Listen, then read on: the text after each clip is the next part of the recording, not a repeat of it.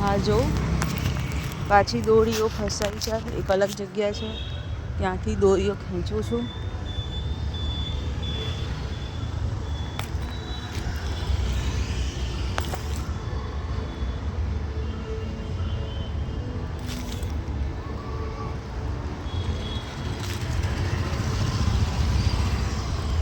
કેટલી લાંબી દોરીઓ હોય છે, કેટલા પગમાં ફસાતી હોય છે, કેટલી નુકસાનકારક છે. ઘણા ખરા કાચ હાથમાં વાગે છે ખેંચતા.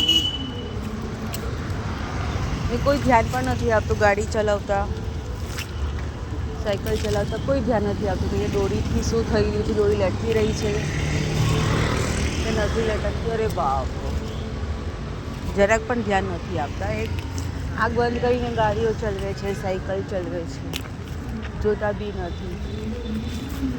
ત્યાં સામે દોરી સફેદ કલરની છે એટલે દેખાશે પણ નહીં, ને સાંજ થતાં કદાચ ઘણા રંગોની દોરીઓ દેખાશે પણ નહીં. આ જો હજી ઉતારું છું.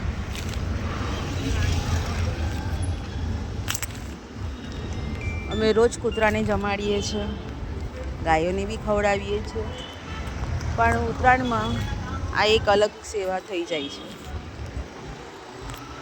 ગાયોને ખવડાવવું, કૂતરાને ખવડાવવું એ અમારું ડેલી રૂટિનમાં આવતું હોય છે. જ્યાં કૂતરા મળે છે ત્યાં ખવડાવીએ છીએ, જ્યાં ગાયો મળે છે ત્યાં ખવડાવીએ છીએ. પણ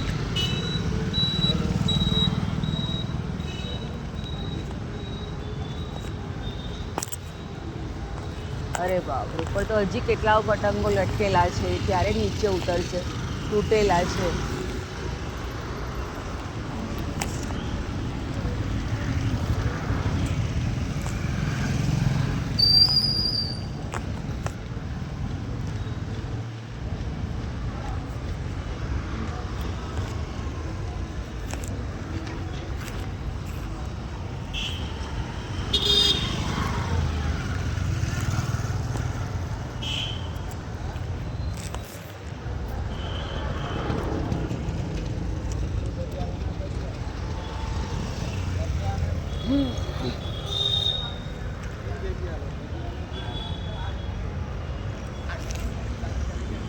ચાલો આ તો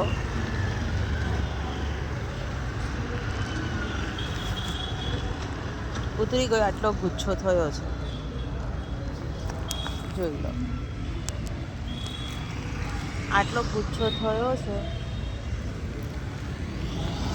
હજી ઘણી દોરીઓ હજી